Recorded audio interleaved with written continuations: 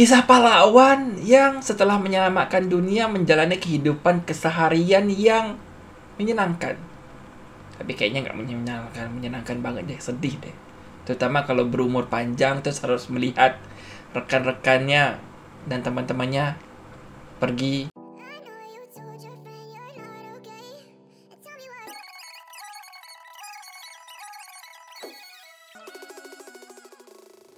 Halo Lovers, balik lagi bersama gue Rio. Nah, di video kali ini gue bakal bahas Frieren volume 2. Sebagai info dulu nih, gue mungkin bakal review Frieren sampai volume ketiga ya, karena poin utama untuk series ini udah gue sampaikan melalui video pertama harusnya, yaitu tentang kisah Frieren, seorang pahlawan yang punya umur panjang dan dia menjalani kehidupannya setelah menyelamatkan dunia gitulah. Jadi dia setelah kelompok pahlawannya bubar, masing-masing pahlawan menjalani kehidupan sehari-hari, kehidupan mereka masing-masing. Sementara Frieren ini yang seorang elf ini berumur panjang, bisa ribuan tahun. Frieren harus berpisah dengan teman-temannya yang akhirnya pergi, meninggal karena ya itulah manusia.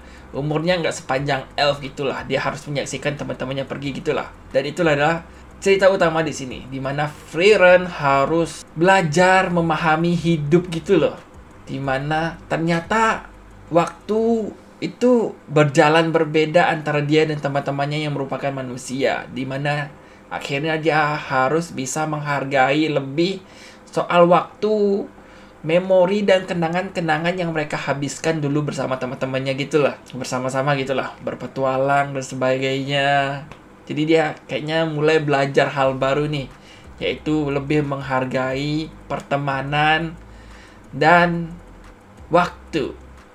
Nah, ini adalah konsep ceritanya, dan gue bakal bahas volume kedua ini di mana Frieren melanjutkan perjalanannya, di mana misi Frieren itu adalah tapak tilas gitulah. Dia mulai perjalanan baru di mana ya dia menjejaki kisahnya dulu bersama teman-temannya. Tapak tilas lagi dari titik awal kisah teman-temannya bermula gitulah. Jadi dia mulai mengunjungi kota-kota, orang-orang atau hal-hal yang pernah dulu juga teman-temannya, kelompok pahlawannya itu kunjungi atau alami. Jadi dia ingin mengenang kembali peristiwa masa lalu. Karena belakangan Frieren ini mulai sadar kalau dia ternyata merasa kesepian setelah teman-temannya pergi. Dan di sini di buku kedua ini dia berhenti di sebuah kota di mana dia di sana bertemu seorang murid. Muridnya ini merupakan murid rekan pahlawannya dulu. Gue lupa namanya. Karakternya banyak banget di buku ini. Pahlawannya aja, sekelompok pahlawannya aja sekitar 5 orang. Ditambah ntar ketemu karakter lain setiap kota dan sebagainya, jadi ribet lah. Yang penting ini adalah murid salah satu rekan pahlawannya, di mana si murid ini ingin bergabung dengan Frieren untuk mengikuti perjalanan Frieren, menemani Frieren gitulah. Jadi ya akhirnya Frieren menemukan rekan perjalanan baru. Ya itu untuk di buku kedua ini, dan menyenangkan untuk baca cerita yang kayak gini. Maksudnya itu adalah cerita-cerita santai tentang kehidupan sehari-hari, dunia fantasi, dengan sosok pahlawan yang menjalani kehidupannya sehari-hari gitu loh. Kita harusnya atau umumnya tahu itu kehidupan pahlawan itu keras.